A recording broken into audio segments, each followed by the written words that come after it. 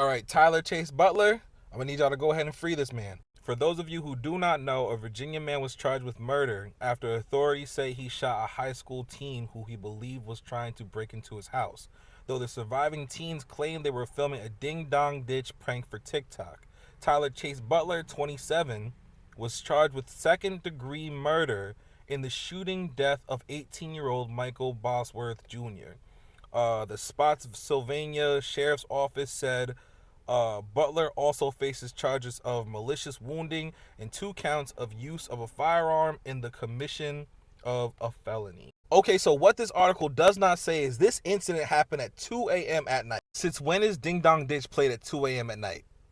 All right then. There was 3 teens, not 1, not 2, but 3 people banging on this man's door at 2 o'clock in the morning. Another thing this article doesn't tell you is in their neighborhood, there was a series of burglaries happening in their neighborhood.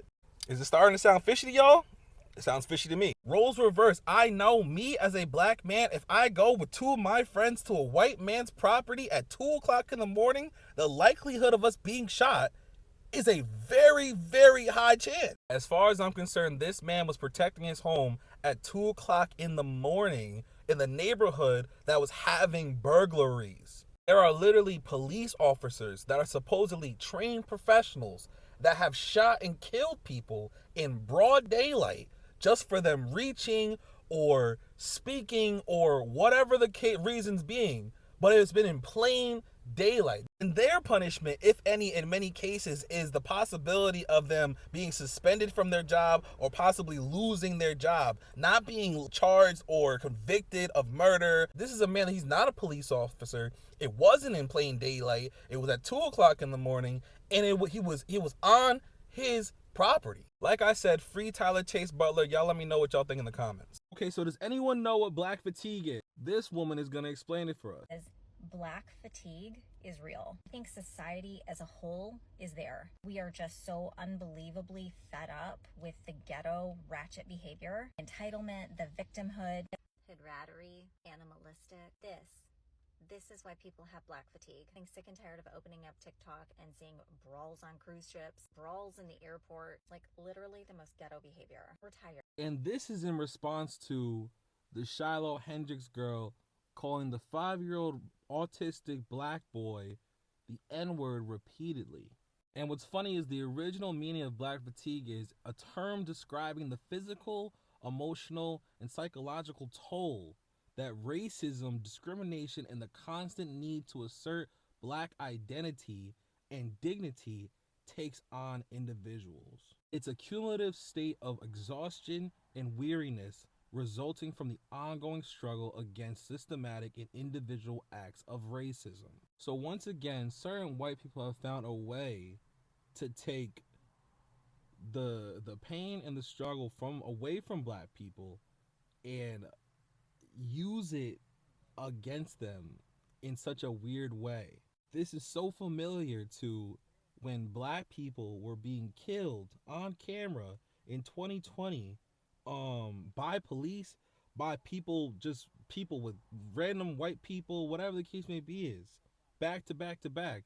People started saying Black Lives Matter, and then not even a year later, white people started saying all lives matter, blue lives matter. It goes so on and so forth. Even in my own comments, I've been seeing random accounts saying black fatigue or N fatigue is real, and I'm like, what? What do you mean fatigue? Like, what are you talking about? Now I know. I personally think this is sad, but I'm not surprised. Y'all let me know what y'all think about this in the comments. So it's been brought to my attention that this woman... Would you use the N-word? Yes, I do, quite frequently. So you're an unashamed racist? Correct. Has a mixed race child.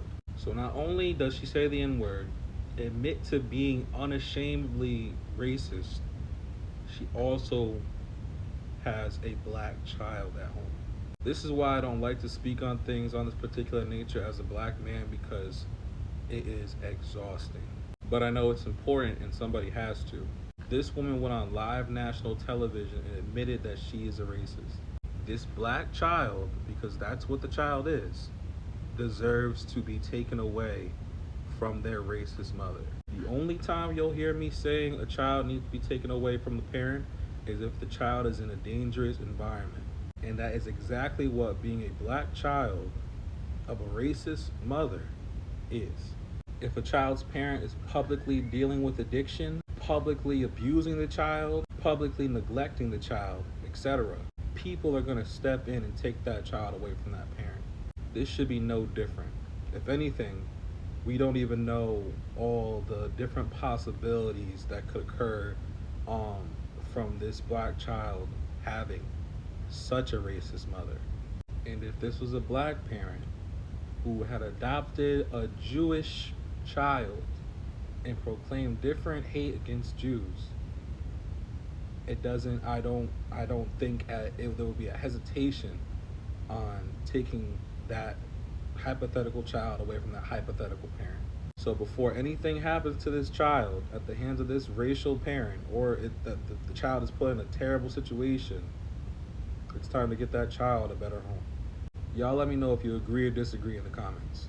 I don't want to live in a country where you can say an inappropriate, rude thing, which, by the way, black people can say things to white people all the time and they never get canceled. There's no backlashing about this. I want to live in a country where people are allowed to say what they want unashamedly, and you will well, go not on then, have say it. Say you the will M- not have Go on, free say speech. Go on. Say the M word. Go on. I'm not Hang on.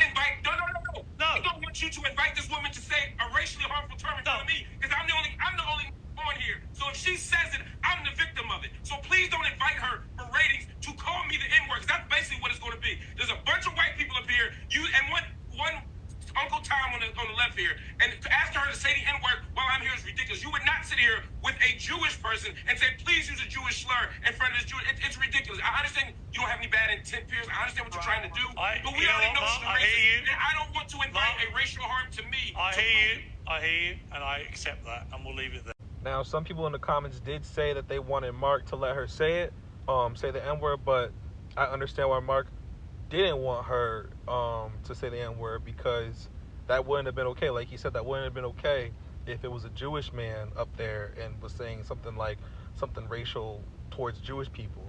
However, I do believe she was standing on her business and whatnot, so I definitely think she would have said it.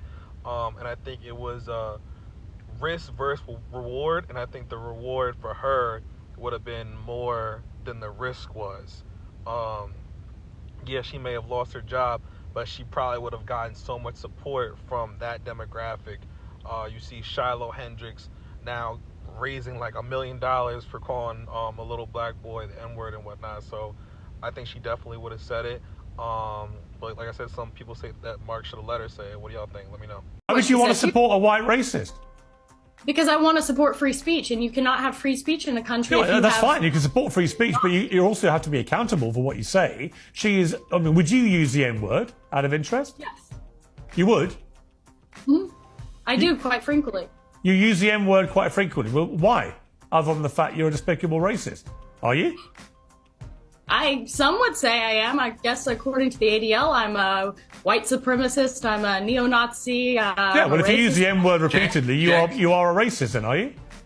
Sure, I'll embrace that. If that means forwarding, helping white people achieve freedom of speech, real freedom of speech, which, by the way, Shiloh Hendricks is being attacked on all fronts. They're trying to bring legal charges against her. They're trying to get her children taken away.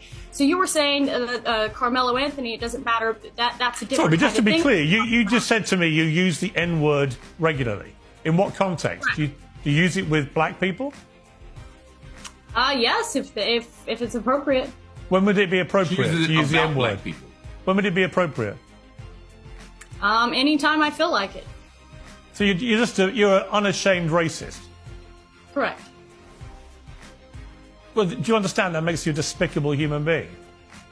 I guess so. I don't really care. I mean, why are we not talking about Shiloh Hendricks? Why are we talking about? Well, actually, I think you've moved it on in this debate very quickly to your own racism, which explains why you've supported her in public and why you've got all these views. You see no problem with a woman shrieking the N-word repeatedly because you yourself are a despicable racist. And you've just proudly admitted that with a smug grin on your face, which is pretty horrifying, actually, for most people to have to watch.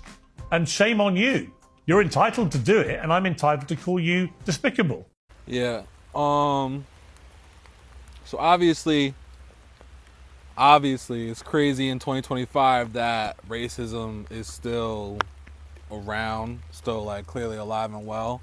But kudos to that news reporter or whatever she is for being loud and proud about it. Because I feel like obviously racists are the worst. As a black man, I feel like racist and racism is the worst. But it's even worse when you're not upfront about it. When you're a racist behind closed doors or whatever. Because as a black man, as a black person, you never know who is and who isn't, or who has good intentions versus bad intentions. And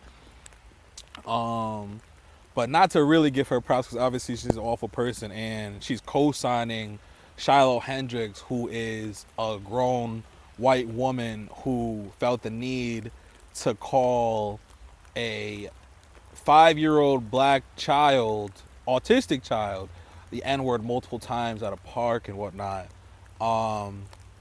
It's obviously sad, super sad for that 5-year-old, out of all people, because who knows how long this story will follow them for the rest, like for their lives and whatnot.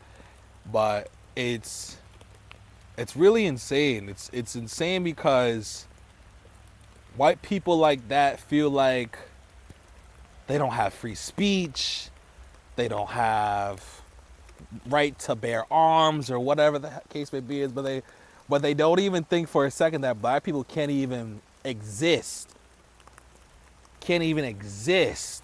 without being insulted and demeaned and racially abused and discriminated against, and even down to a child, down to a 5-year-old, doesn't know nothing about the world. A 5-year-old can't even escape that.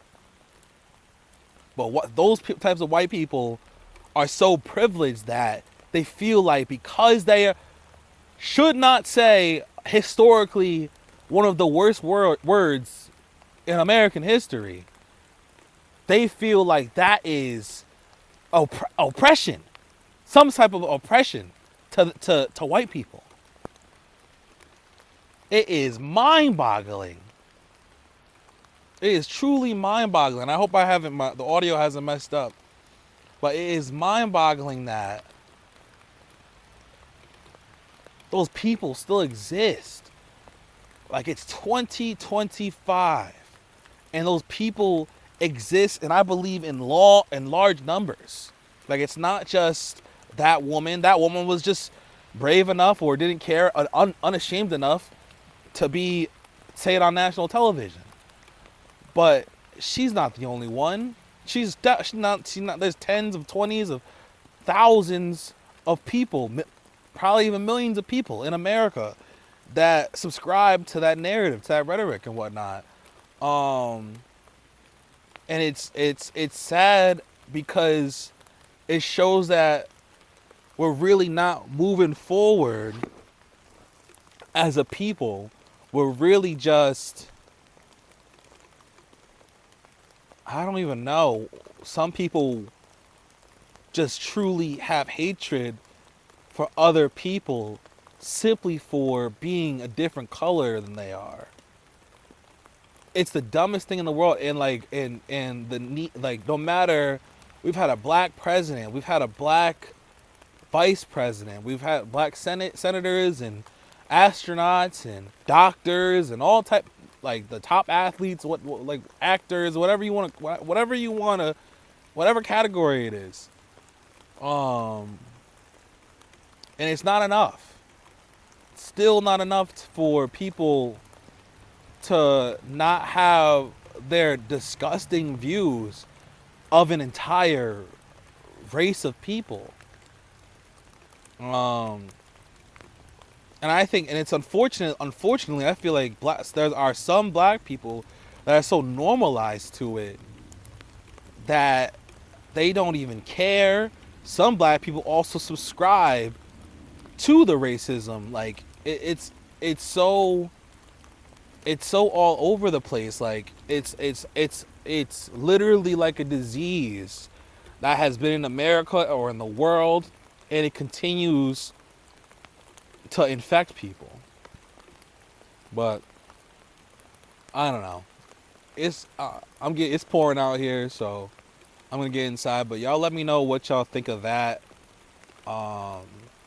What y'all think of the Shiloh Hendricks girl and that incident and whatnot. And y'all just let me know what y'all think in the comments. Thanks. Hey, if you guys like this video, make sure you check out these videos where we talk more about music, dating, and real life situations. Thank you for supporting the podcast. Make sure you check out these videos and make sure you subscribe. Peace.